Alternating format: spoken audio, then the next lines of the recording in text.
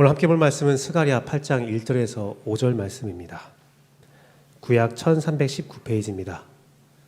하나님 말씀 받습니다. 만군의 여호와의 말씀이 임하여 이르시되 만군의 여호와가 이같이 말하노라. 내가 시온을 위하여 크게 질투하며 그를 위하여 크게 분노함으로 질투하노라. 여호와가 이같이 말하노라. 내가 시온에 돌아와 예루살렘 가운데 거하리니 예루살렘은 진리의 성이라 일컫겠고 만군의 여호와의 산은 성산이라 일컫게 되리라. 만군의 여호와가 이같이 말하노라. 예루살렘 길거리에 늙은 남자들과 늙은 여자들이 다시 앉을 것이라. 다 나이가 많음으로 저마다 손에 지팡이를 잡을 것이요 그 성읍거리에 소년들과 소녀들이 가득하여 거기에서 뛰놀리라. 아멘.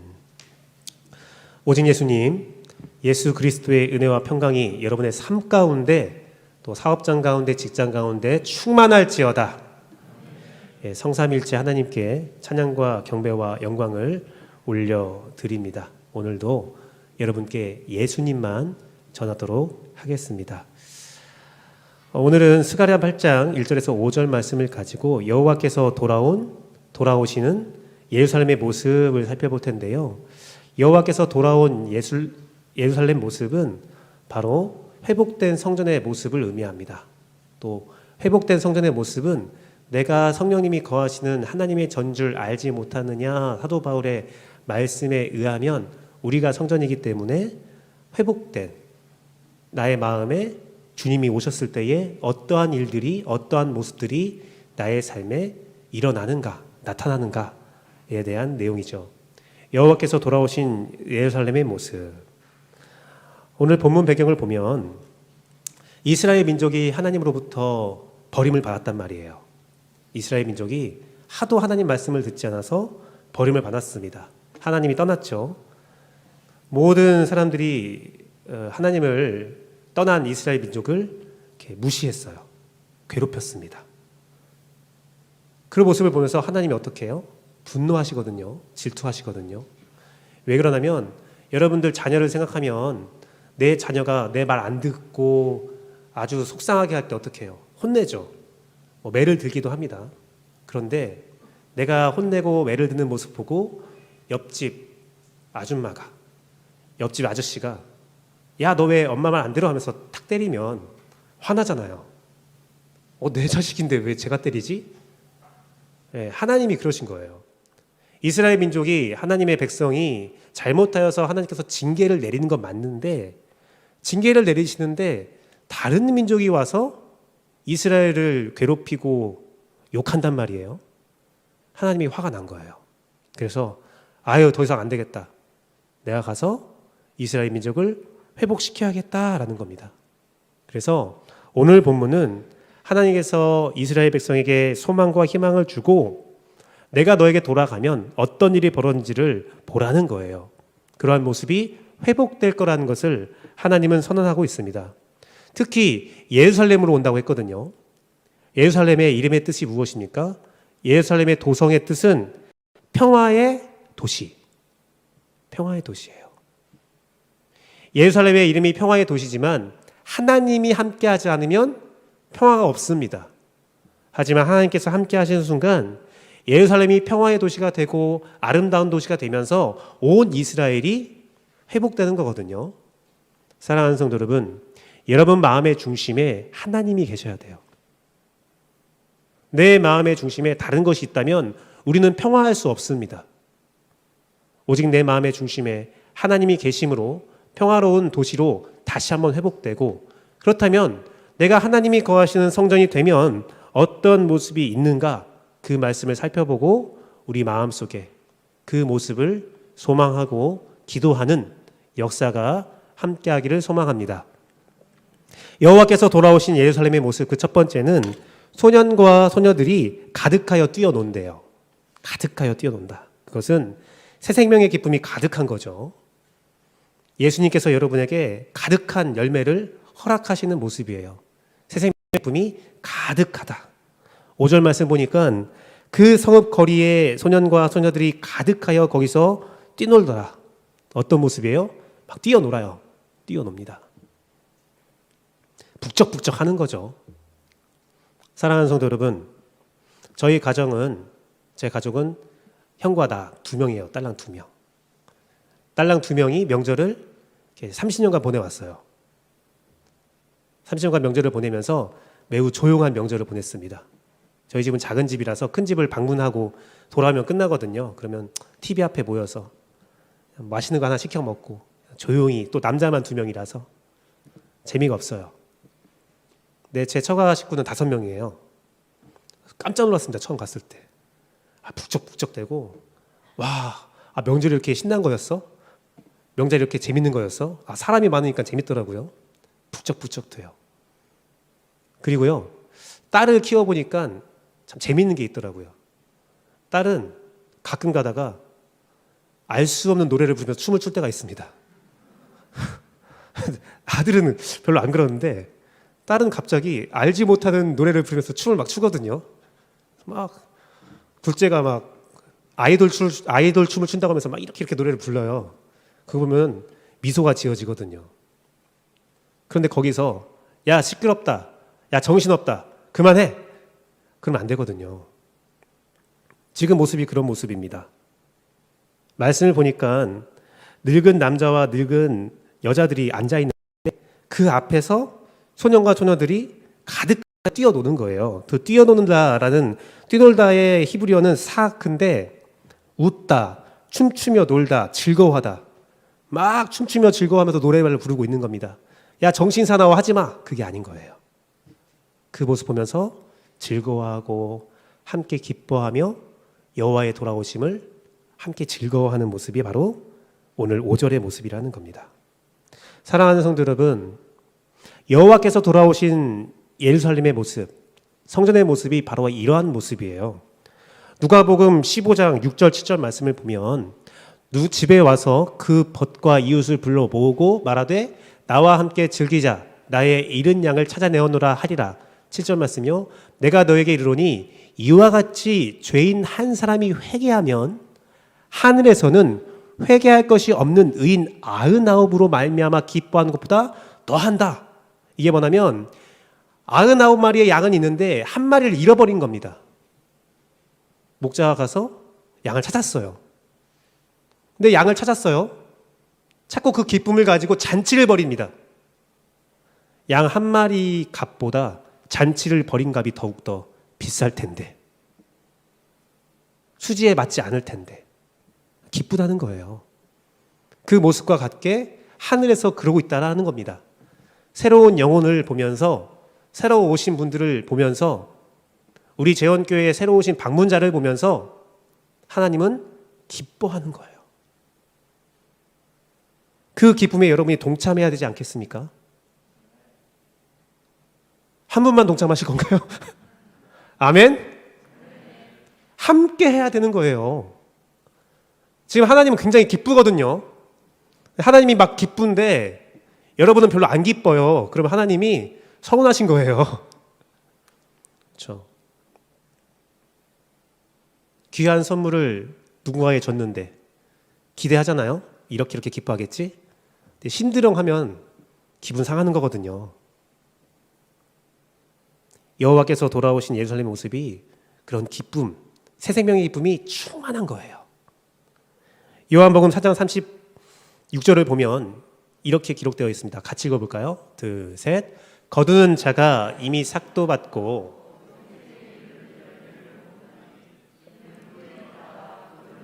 함께 즐거워하게 하려 함이라. 이 말씀이 우리에게 위로가 되기를 바랍니다. 우리 이럴 수 있어요.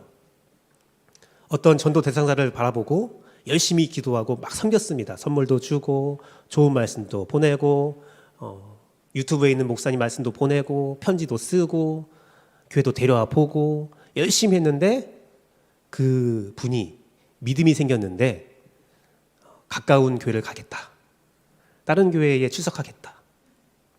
속상하거든요. 근데 예수님께서 뭐라고 하세요? 괜찮아. 다 같이 열매 맺고 같이 기뻐하는 거야.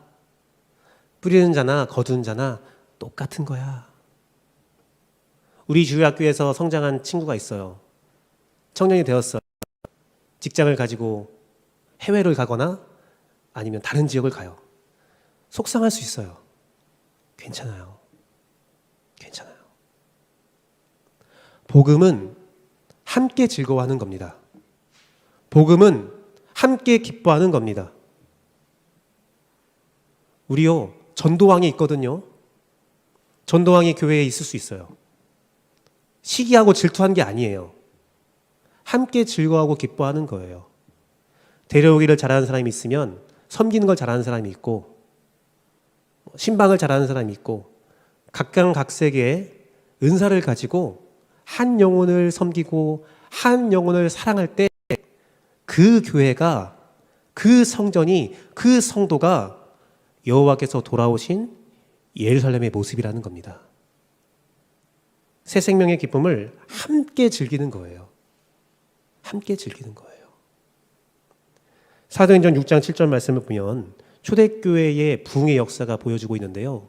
하나님의 말씀이 점점 왕성하여지니까 예루살렘에 있는 제자의 수가 많아지고 심지어는 제사장들도 예수님의 도에 복종했다.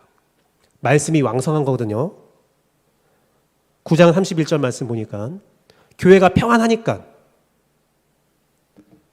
성령의 위로가 많으니까 수가 점점 더 많아졌다.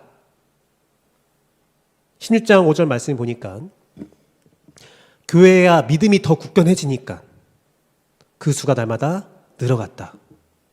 교회의 부흥을 생각하면 우리는 수적 부흥, 많아지는 것만 생각하는데 사도행전의 초대교회의 부흥의 역사에 대해서는 하나님은 이렇게 선언하고 있는 겁니다.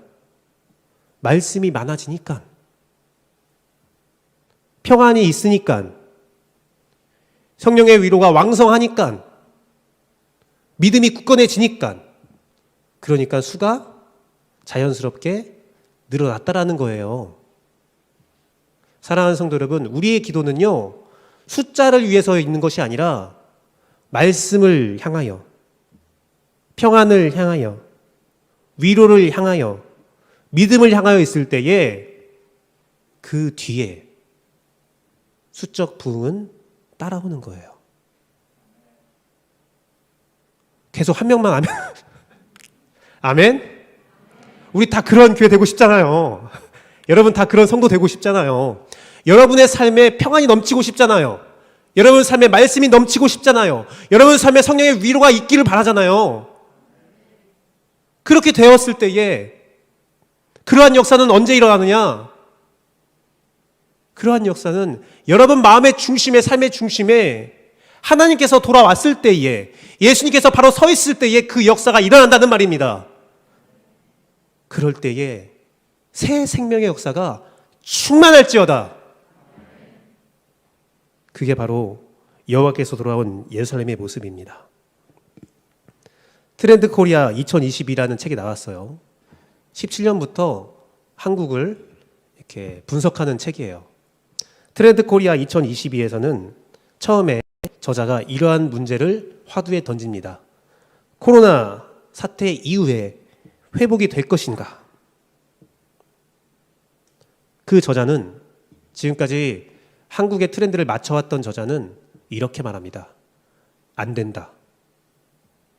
이상하거든요. 많은 자들이 코로나 이후에 회복될 것이다, 회복될 것이다 말하거든요. 근데 트렌드 코리아의 저자는 안 된다. 두 가지 이유 때문에 안 된대요. 첫 번째는 문화인류학자 칼레르보 오베르그가 말한 문화 충격 이론 때문에. 문화 충격 이론이 무엇이냐면, 문화 충격을 받으면, 어떤 심각한 삶의 변화를 받으면 충격이 온대요. 막 세상이 멸망할 것 같은 충격이 온대요. 그것은 딱 6개월. 우리 코로나가 처음 왔을 때 막 세상이 뒤집혀지고 당장 주님 오실 것 같은 느낌이 왔잖아요. 6개월. 그런데 1년, 2년이 지나면 적응한대요. 괜찮대요. 제가 이 강단에 오기 전에 카톡이 왔어요. 전주시청에서 카톡이 왔어요. 제가 전주시청에 카톡을 받는 사람입니다. 다 문자 받죠? 네. 19명 나왔다고. 어제는 25명 나왔다고. 여러분 옛날 같아서 봐요. 이거 어떡하지? 야, 이 전주에 25명이 나왔다고? 어떡하냐? 근데 지금 25명 딱 나왔다고 하면 나왔네.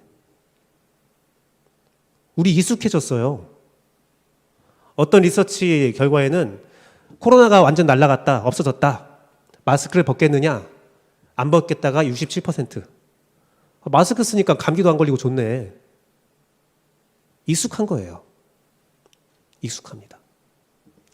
코로나가 끝나면 예배 인원이 회복될 것이다? 안 돼요.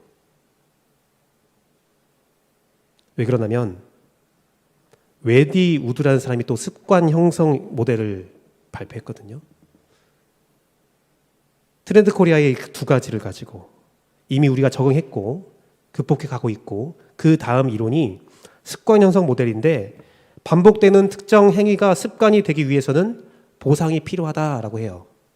보상이 있으면 그 반복된 행위가, 처음 하는 행위가 이제 습관이 되는 거예요. 내 삶이 되는 겁니다. 제가 얼마 전에 어떤 전화를 받았는데요. 물류업에서 일하는 사람이에요. 그 사람이 이런 말을 했습니다. 목사님, 저는 우리의 업종은 절대로 재택근무가 안 될 줄 알았어요. 사출하고 사입하는 그 일에서 사람을 만나야 되거든요. 재택근무는 절대 안 될 줄 알았습니다. 그런데 코로나 이후에 재택근무를 적용할 수밖에 없어서 적용했더니 됩니다. 되네요.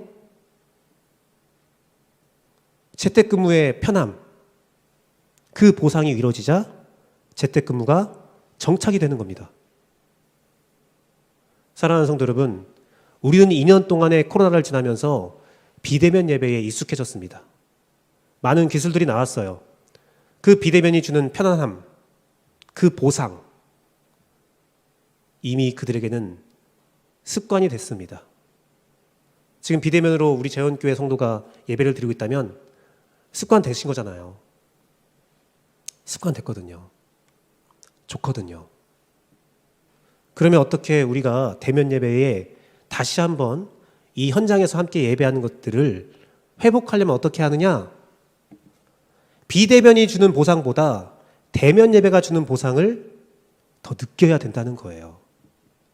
예배 오는 게 고독스러워요. 힘들어요. 예배 오는 시간이 너무나 힘들어요. 꾸미고 뭐 하고 챙기고 시간 차 타고 걸어오고 힘들어. 그럼 안 오는 거예요. 지금이 더 편하거든요. 적절한 보상이 주어지고 있습니다. 그러면 어떻게 해야 되느냐? 우리 안에 주님이 돌아와서 새 생명의 기쁨이 넘치려면 그 기쁨을 나눌 줄 알아야 돼요. 대면 예배가 주는 은혜, 현장감, 또한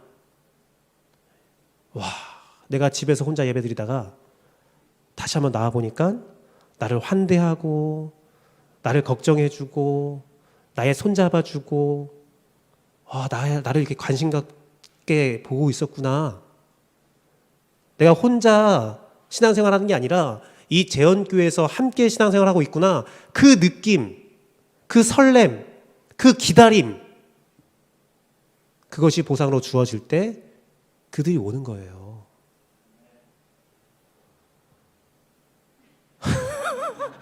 제가 더 이상 말하기가 너무나 민망해서. 아멘? 다음부터 신호등 같은 게 있어야 될까 봐요. 그 보상을 줘야 돼요. 그 보상을 줄 수 있는 것은 지금 여러분만 가능한 거거든요. 지금 우리가 막 웃었어요. 대면 예배 보시는 분들은 막 웃었는데 비대면 예배를 보시는 분은 왜 우는지 몰라요. 마이크가 안 들어가거든요. 여러분의 마이크가 안 들어가서 어떻게 웃었는지 모르는데 현장감이 주는 그 짜릿함이 있거든요. 현장감이 주는 그 따스함이 있거든요. 그것을 여러분들이 전달해야 됩니다. 함께 하자. 너무 좋다. 그러기 위해서는 여러분이 먼저 좋아야겠죠. 우리 그런 교회가 됩시다. 제가 신호를 확실하게 보내드릴게요. 여호와께서 돌아온 예루살렘의 모습, 그것은 새 생명의 기쁨이 가득한 거예요. 우리 안에 기쁨이 있고 그 기쁨을 나눌 때에 그 역사가 있다는 겁니다. 함께 즐거워하고 함께 웃고요. 새로운 사람이 오면 관심 가져주고, 멀리서 멀뚱멀뚱 보면서 못 봤던 사람이네, 그게 아니라 새로운 분이 오면 관심 갖고 물어보고 선물도 주고 이렇게 연락도 하고 밥도 먹고 그런 일들이 있는 거예요. 뿌리는 자와 거두는 자가 함께 즐거워하는 겁니다. 함께 기뻐하는 겁니다. 그 새 생명의 기쁨이 넘치는 교회가 바로 예수님이 함께하는 교회입니다. 사랑하는 성도 여러분, 여호와께서 돌아온 예루살렘의 모습, 그 첫 번째는 소년과 소녀들이 가득하여 뛰어논다. 새 생명의 기쁨이 가득한 교회, 예수님께서 열매를 가득 넘치게 주는 교회, 그 교회가 바로 재혼교회입니다.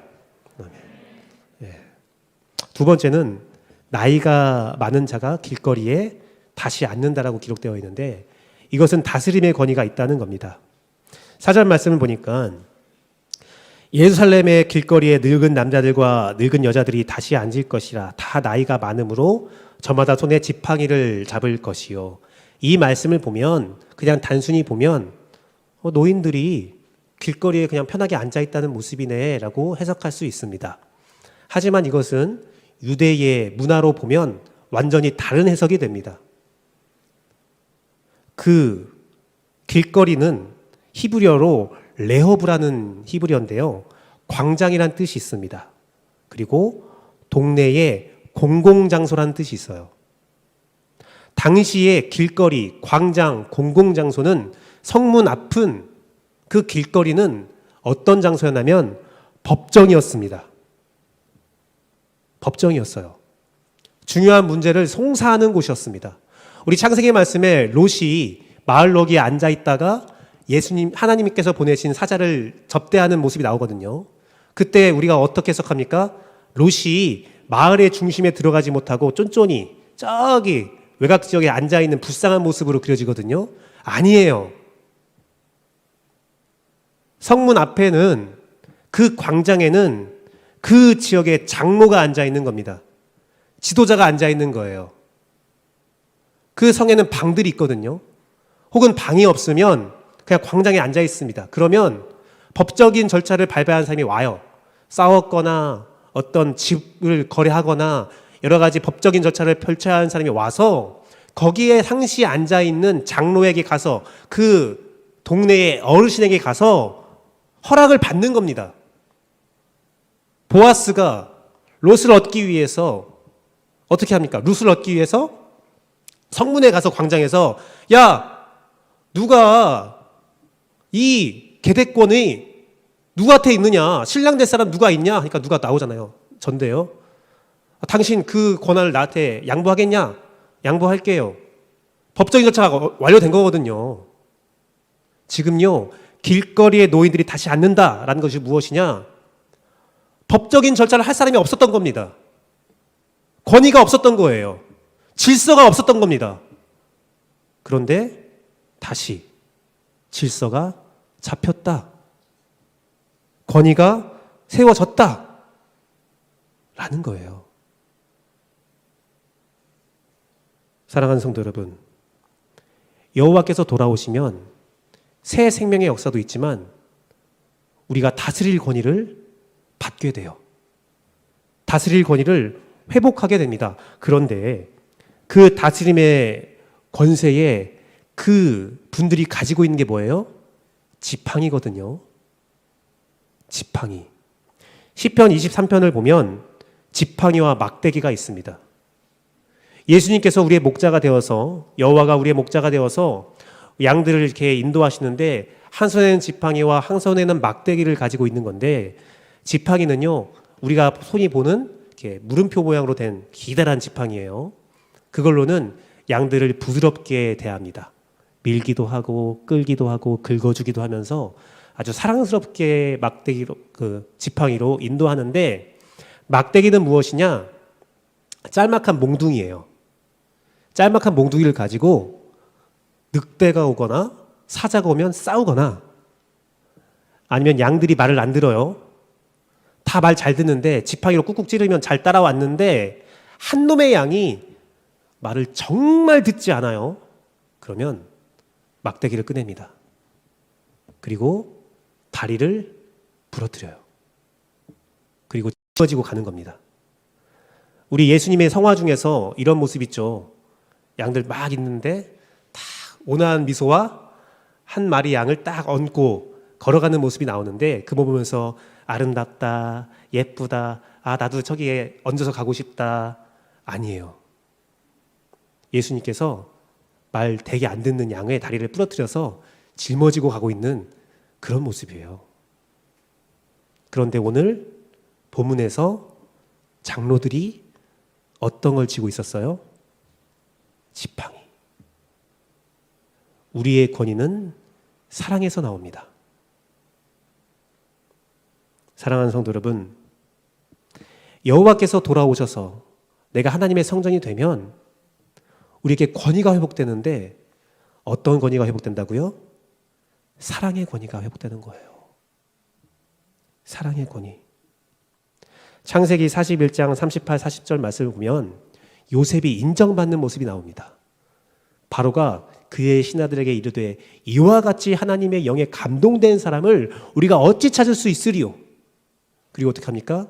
하나님이 이 모든 것을 내게 보이셨으니 너와 같이 명철하고 지혜 있는 자가 없다. 그래서 너는 내 집을 다스려라. 내 백성이 다 네 명령을 복종할 것이고, 네가 나보다 더 높은 것은 내 왕자밖에 없어. 내 밑에 있는 모든 자들은 네가 다 다스려라. 권위를 인정하는 거예요. 권위를 부여받고 있습니다. 다니엘도 그랬어요. 6장 6절 말씀 보니까 다리오 왕이 말하는 건데, 내가 이제 조서를 내리노라. 내 나라 관할 아래에 있는 사람들은 다 다니엘의 하나님 앞에 떨며 두려워해라. 하나님이 최고다. 그는 살아계시는 하나님이시오. 영원히 변하지 않는 이시며 그의 나라는 멸망하지 아니할 것이요 그의 권세는 무궁할 것이며.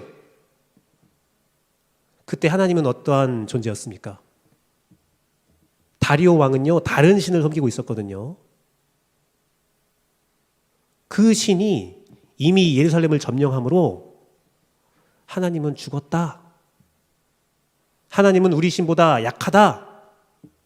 그런데 그 왕이 어떻게 고백해요? 하나님이 최고다. 하나님의 권위가 최고 크다. 사랑하는 성도 여러분, 여호와께서 돌아와서 예루살렘의 모습이 회복됐다면 우리 안에 다스릴 권위가 회복되는 건데, 그 사랑의 권위가 회복되는 건데, 사람들은 하나님을 높이는 거예요. 계시록 2장 26절, 이기는 자와 끝까지 내 일을 지키는 자는 그에게 만국을 다스릴 권세를 주리라. 그 권세가 어떤 권세입니까? 누가복음 9장 1절에 제자들에게 예수님께서 권위를 주시는데, 12제자를 불러 모으사 모든 귀신을 제어하며 병을 고치는 능력과 권위를 주시고, 지금 여러분들이 그 권위를 받은 거예요. 여러분들에게는 모든 문제를 해결할 수 있는 능력이 여러분 안에 있는 예수님께 있습니다.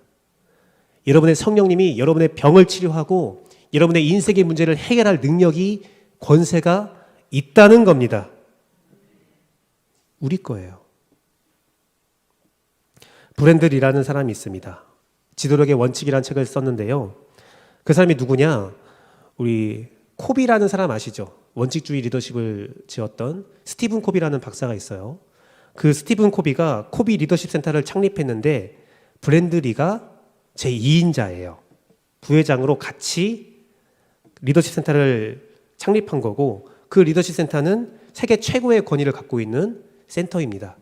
그런데 그 사람이, 브랜들리라는 사람이 지도력에는 3가지가 있다라고 그 책에서 기술하였어요. 첫 번째는 강압적인 리더십, 힘으로 압살하는 거죠.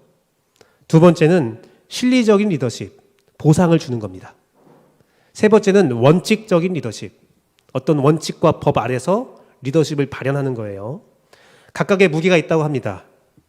강압적인 리더십은 두려움, 무섭게 하는 거거든요. 안 들으면 죽을 것 같아요. 두 번째, 실리적인 리더십은 보상, 적절한 보상. 세 번째, 원칙적인 리더십은 존경심. 그 사람이 법을 지키면 나도 지킬래. 그런데 그 세 가지 리더십의 결과가 이렇게 된다고 합니다. 강압적인 리더십은 일시적이다. 그 힘이 없어지면 몰락하는 거거든요. 우리나라 역사에도 그런 일들이 많이 있죠. 강압적인 리더십을 가진 자가 그 힘을 잃었을 때 몰락합니다. 실리적인 리더십, 보상으로 리더십을 가진 사람은 기능적이래요. 보상을 주면요, 처음엔 좋아하는데 그 똑같은 보상에는 더 이상 따라하지 않는데요. 더 높은 보상, 더 높은 보상, 더 높은 보상 하다가 저 사람이 나에게 더 이상 보상을 줄 수 없는 존재구나 하면 떠나가는 거예요. 그런데 원칙적인 리더십만이 지속적인 힘을 갖는데요. 내가 힘이 없어도, 내가 아무것도 주지 못해도 그 존경심을 받는 사람에 대한 리더십은 끝까지 간다라는 거예요. 그 원칙을 지킬 때, 그 권위가 세워질 때, 우리 안에 예수 그리스도의 사랑이, 예수 그리스도의 말씀이, 예수 그리스도의 뜻이 지켜질 때 우리의 리더십이, 이 세상을 향한 우리의 말발이 통하는 겁니다. 다른 어떤 건 없어요. 오직 주의 사랑이 필요합니다.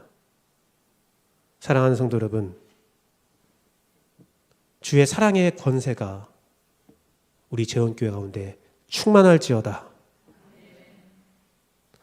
예루살렘이 돌아온 여호와께서 돌아온 예루살렘의 모습, 회복된 성전의 모습, 회복된 우리 재원교회 성도들의 모습은 새 생명의 기쁨이 충만하고 내 안에 예수님의 다스림이 충만한 거예요. 그 권세가, 사랑의 권세가 충만한 겁니다. 마지막은 진리의 성읍, 진리의 성산이라 일컬음을 받는다고 기록되어 있습니다. 이것은 말씀의 성전으로 인정받는 모습입니다. 3절 말씀 보니까 여호와가 이같이 말하노라. 내가 시온에 돌아와 예루살렘의 가운데 거하리니 예루살렘은 진리의 성읍이다. 일컬음 받고 만군의 여호와의 산은 성산이라 일컬음을 받게 되리라는 말씀인데, 진리는 말씀을 의미하거든요. 성산은 여호와의 산, 여호와의 산은 성전을 의미합니다. 즉 진리의 성전으로 일컬음 받는다. 야, 저곳에는 말씀이 있다. 저곳에는 예수님이 함께 하신다라는 말을 외부에서부터 인정받는 거예요. 일컫게 되다라는 것은 카라라는 히브리어인데 이름을 정해서 부르다, 선포하다, 초대하다라는 뜻이 있습니다. 진리의 말씀의 성전이 되어서 사람들이 와, 저기는 말씀의 성전이야 라고 말을 하고, 많은 사람들이 선포하는 겁니다. 야, 저곳은 말씀의 성전이야. 그리고 많은 사람들이 초대되는 거예요. 함께 하는 겁니다. 사랑하는 성도 여러분, 제가 담임 목사가 되고 몇 분의 목사님들이 왔다 가셨어요. 몰래 왔다 가셨어요. 저랑 같이 만나서 대화를 나누고 교회를 이렇게 보여드립니다. 그러면 그분들이 딱 오셔서, 우와, 규배 목사님 이렇게 좋은 교회에 오신 거예요? 본당의 모습을 보고, 와, 이렇게 예배드리기에 좋은 환경이 있네요. 아, 너무 감사하네요. 감사합니다, 감사합니다 하고 돌아가요. 돌아가다가 교회 이름이 뭐라고 했죠? 다음에 이제 재헌교회요 하면, 뭐라고요? 재헌교회요. 어입니까? 아이요. 재헌교회 이름이 생각보다 어렵거든요. 재헌교회입니다 하면 반응이 없어요. 무슨 뜻이에요? 제가 그래서 있을제 말씀원 자에서 말씀이 있는 교회입니다 하면 그때 반응이, 와, 교회 이름 너무 좋네요. 와, 교회 이름 너무 좋네요. 재헌교회, 말씀이 있는 교회, 와, 예수님이 있는 교회 너무 좋네요. 그런데 처음 오신 분들은, 이 지역을 모르시는 분들이 이름만 듣고 와 좋다라고 말하는데 우리들은 어떠합니까? 제가 가끔가다 기도하는 것이 이런 기도가 있어요. 우리 재원교회 성도들이 교회를 다니는 이유를 찾을 수 있도록 인도하시고 우리 교회를 자랑할 이름으로 부를 수 있게 해달라고 기도하고 있어요. 여러분들이 기쁘고 여러분이 행복하고 여러분이 교회의 이름을 자랑할 수 있어야 되는데, 사도행전 4장 36절 말씀 보면 바나바라는 사람이 나오는데요. 우리는 바나바가 그 이름이 바나바인 줄 알았거든요. 그런데 구브로에서 난 레위족 사람인데 이름이 뭐예요? 요셉이래요. 바나바가 이름이 아니었어요. 요셉이 이름이었어요. 그런데 사람들이 자꾸 바나바를 바나바 위로의 아들이랬는데 위로의 아들 그렇게 이름을 부르는 거예요. 요셉인데 어느 순간 자기도 요셉의 이름을 까먹었어요. 바나바 전 위로의 사람이야. 쟨 위로의 사람이야. 이름이 되어버린 겁니다. 저 재원교회. 말씀이 진짜 있어야 합니다. 저는 오늘 말씀을 해석하면서 전율을 느꼈어요. 여호와께서 돌아온 예루살렘의 모습이 진리의 성읍, 말씀의 성전, 말씀의 교회라고 이름받는다. 이거 재원교회에 관한 말씀이거든요. 지금 여러분 앉아있는 여러분을 향해서 스가랴를 통해서 이미 선포된 말씀이거든요. 지금 전 전율을 느꼈습니다. 와, 우리 교회 이름이 스가랴를 통해서 이미 선언되고 있었구나. 예수님께서 함께 한다면 너희가 재원교회라는 이름을 받을 거야. 이게 하나님의 뜻이거든요. 그럼 어찌해야 됩니까? 우리가 그런 이름으로 불려야 되거든요. 사도행전 11장 25절, 26절 말씀 보니까 바나바가 사울을 찾으러 다소에 가서 만남에 바울을 안디옥으로 데려간 거예요. 교회에 1년간 모여서 큰 무리를 가르쳤고 제자들이 안디옥에서 비로소 처음 있는 일입니다. 그리스도인이라 일컬음을 받게 되었다. 그리스도인 이름이 처음 나온 거예요. 저 사람은 예수님과 함께한 사람들.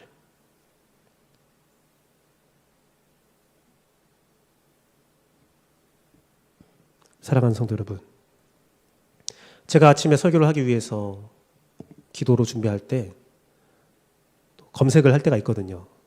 오늘 말씀을 전할 때 좀 더 좋은 말씀들을 어떤 걸 전할까 검색을 했는데 한 SNS에 한 명이 어떤 글을 올렸어요.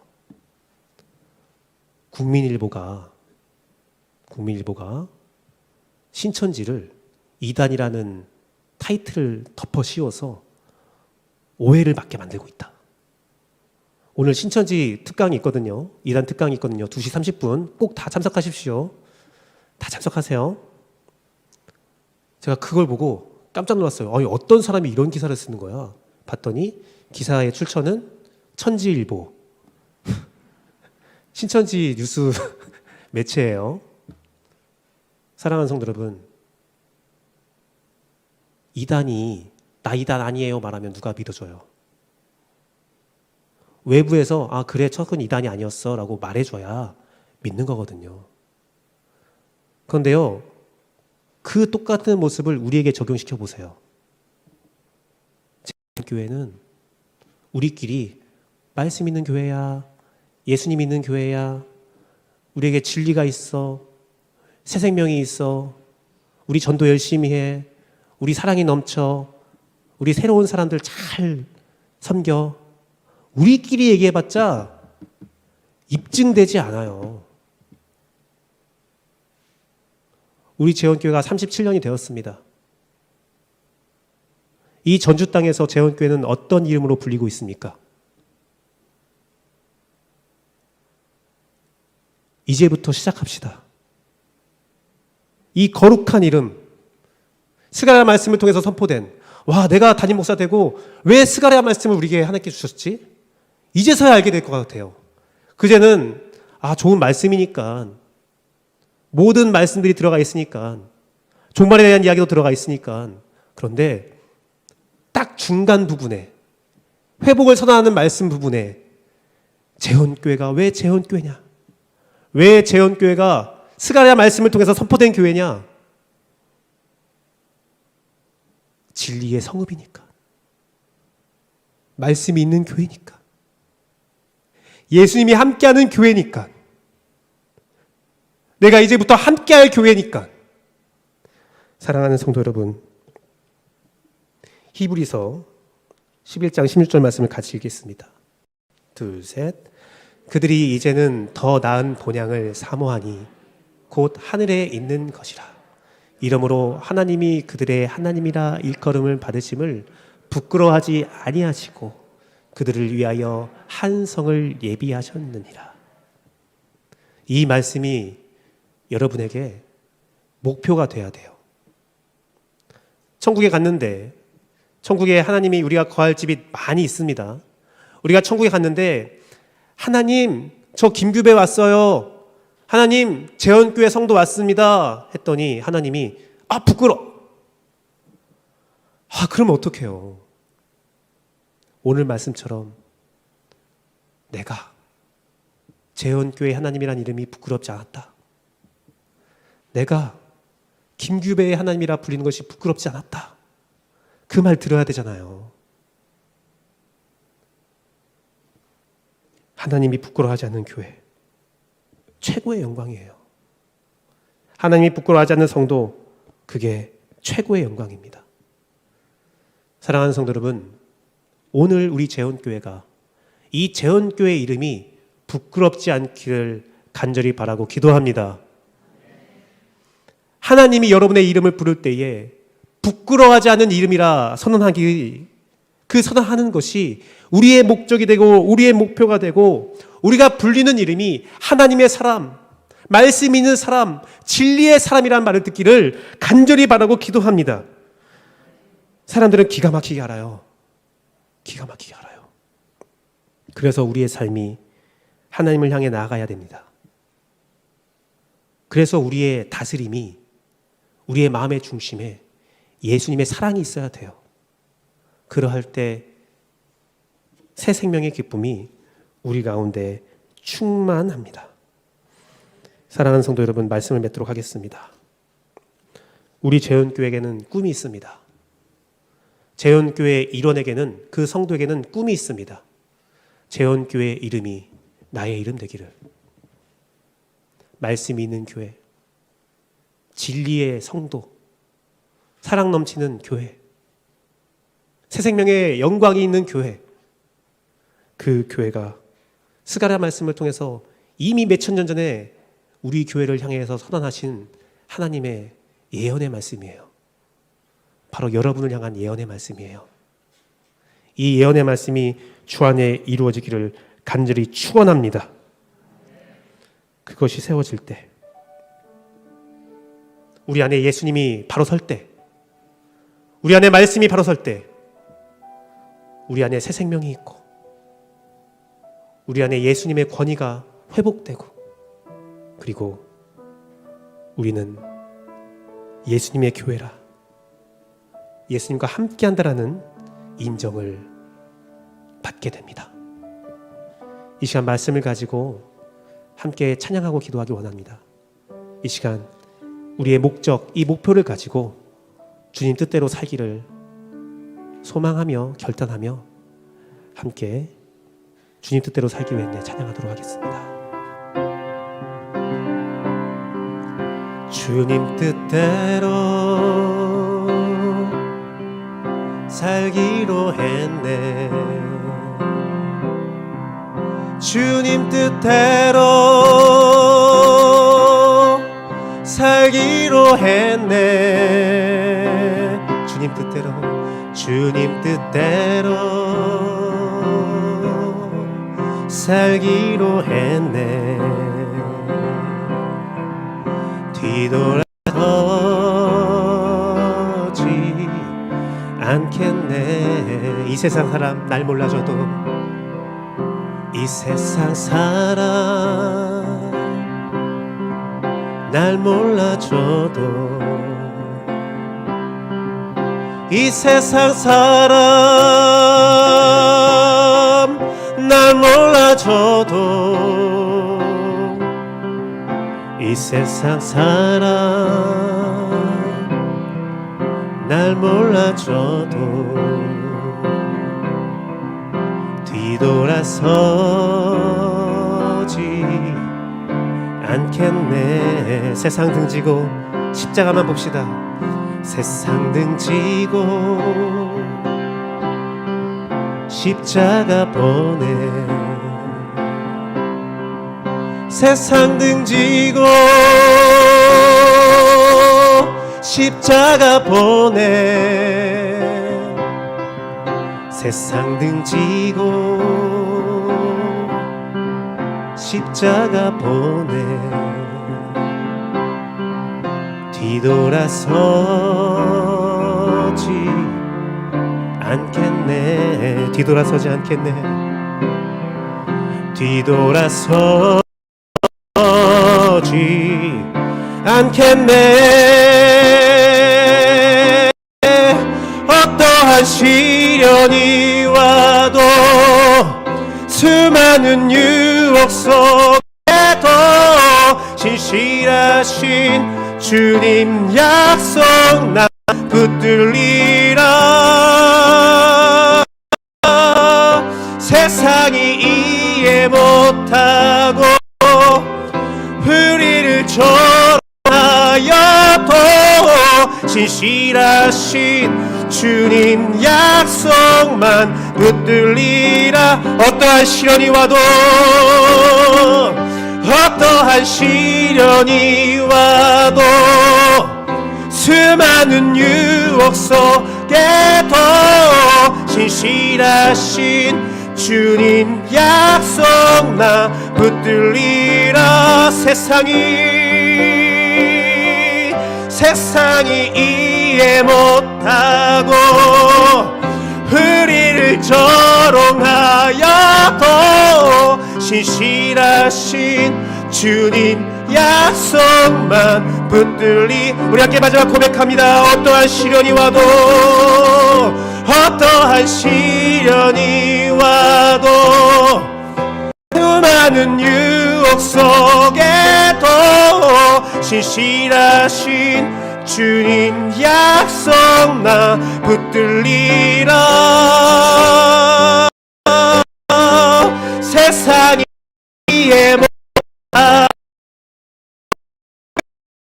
조롱하여 신실하신 주님 약속만 붙들리라. 결코 돌아서지 않으리. 이 시간 말씀을 기도합니다. 우리 말씀 때에 여호와께서 돌아오신 예루살렘의 모습, 예수님과 함께하는 나의 모습, 말씀의 성전으로 인정을 받습니다. 예수님과 함께함을 인정받는 거죠. 그러할 때 우리가 다스림의 권위가 있습니다. 다스리는 권세가 있습니다. 그때 우리인데 기쁨이 납니다. 이 시간 우리 함께 기도하며, 주님, 내가 우리 교회 그러한 교회 될 수 있게 해달라고 함께 간절한 마음 기도하도록 하겠습니다. 기도하시겠습니다.